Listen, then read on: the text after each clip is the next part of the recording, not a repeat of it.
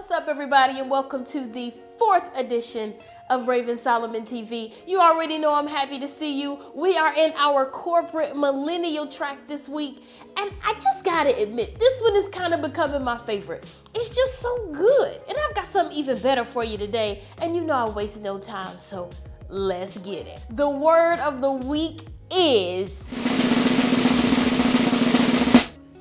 presence.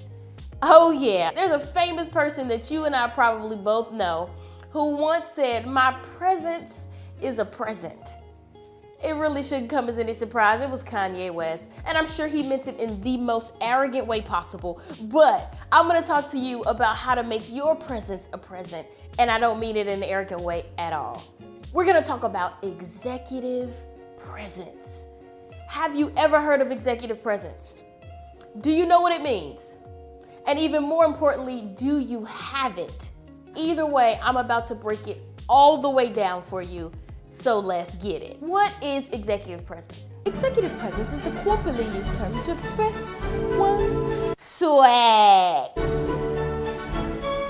That's right, executive presence is your ability to take command of a room, exuding confidence, poise, composure, and commanding respect. You step into the room and all eyes come on you, shoulders are square, people looking at you in the eye.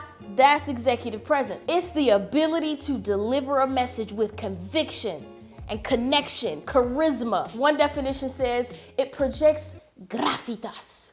Look that up. Let me note that I do not mean arrogance. It's confidence. It's a difference. So in honor of our 4th episode, I'm gonna give you 4 ways to demonstrate executive presence right now. I'm gonna tell you 4 things to do and 1 practical way each that you can start doing it right now. No need to wait. Let's go. Number 1, make what you say count. Make sure your message adds value. Don't just talk for the sake of talking. Make sure what you say actually contributes to the conversation. Make it worth people's while to listen to you. 1 practical step I'll give you to make sure what you say count is to think before you speak. And when you think in bullet points. Just like when you see a presentation, a PowerPoint, and there's a bullet point, there's a quick blurb behind it.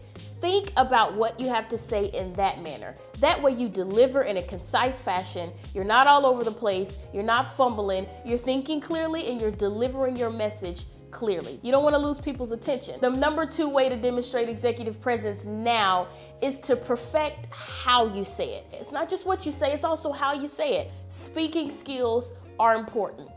Articulation is important. Being able to convey your message clearly and soundly demonstrates credibility. It gives people reason to believe what you say. Eliminate the likes and the ums and the uhs, also known as filler words. Like I really feel like I need the tools to be successful with my people. And like if I don't have that, like that's a perfect example.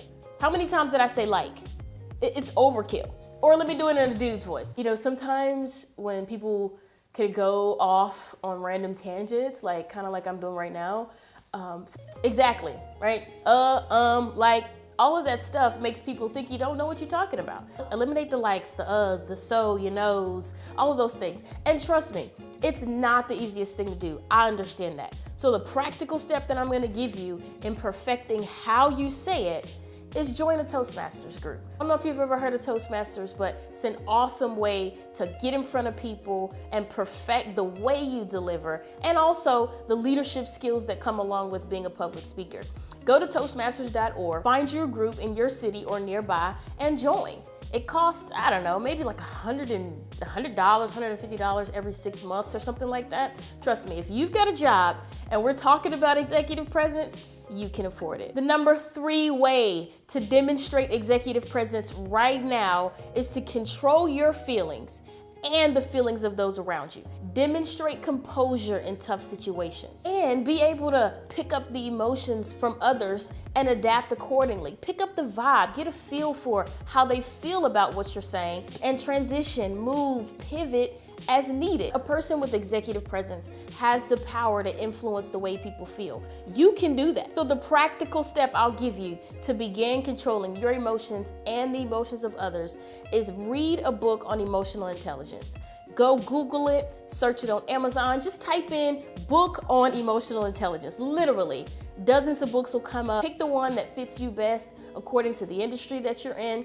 Read it, and I guarantee you'll learn more about how to control your emotions and how to understand the emotions of other people, thus kind of controlling their emotions. I'm telling you, it's good stuff. The number 4 and last way that you can start demonstrating executive presence right now is to look the part. As you can see, I'm suited and booted today. I got my button-up shirt on. I got my navy blue blazer with the gold button, my little gold watch. I'm looking executive, baby. Anywhere I go, I'm gonna look the part. That's not arrogance, right? That's confidence. I step into a room and I want you to know that I'm a professional, that I'm competent, that I'm direct, that I'm composed, and that I'm ready. Of all things, you're gonna know I'm ready. Any and every time. Call on me, I'll deliver. That's executive presence. You want your exterior to exude the confidence you have inside. The way you dress, your posture. When you greet somebody, are you looking them eye to eye? Are your shoulders square? Are you slumped over like, oh, hi, how are you doing? I loathe when somebody gives me a little petty handshake. When you shake hands, it should be, I hate the little, oh, nice to meet you. Shake a hand. Let them know, hey, I'm in control. I got this. I understand what I'm doing. It's important the way you present yourself. Straighten up. The practical step I'll give you to begin looking the part is very, very simple. Sheer imitation. Look at the person who has the job you want and simply imitate their look. Dress like them. If they wear button-downs every day and you wear polos, you might want to go ahead and get you a button-down or 2 or 3. Step up your game. The most practical thing you can do as you look to mature your look is imitate. It's so easy. So you're probably saying, all right, Raven, why is this executive presence stuff important? We're in 2017. Nobody cares if I have a navy blue blazer or not. I'm gonna talk in terms of promotion and advancement. There was a study conducted by Gartner where they questioned a ton of CIOs, chief information officers, and they asked them, what are the top 20 leadership traits that make the most difference? And number 2 on the list was executive presence. Technological skills were actually number 12. If that doesn't convince you, I don't know what else will. If you want to be an individual contributor all of your career, then perhaps your technical skills are enough. Perhaps you don't necessarily need executive presence.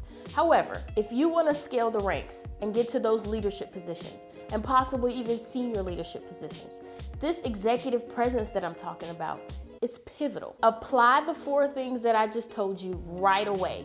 Don't waste time. When you get done watching this video, go to Amazon, look for a book on emotional intelligence, go to Belk, get you a blazer, step your game up. All of the 4 things I just mentioned, do it right away. And you watch your credibility and your reputation skyrocket. Why am I giving you this advice? You know I want to see you thrive. Let's go, baby. Swagger,